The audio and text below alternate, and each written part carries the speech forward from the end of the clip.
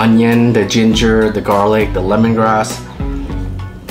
Wow, rice cabbage and the pork meatball here and the mung bean bread noodles, the clear noodle. That is just so comforting. It's salty, it's umami, flavorful. You can taste the lemongrass, ginger. It's almost like a cure. This on a rainy day or a cold day. It's so simple, but it's such an easy way to make such a comforting, delicious meal. The rice, the veggie, the pork, everything is sitting on there. So good. You can even add tomatoes if you want. There's no rules to this. Mushroom if you want.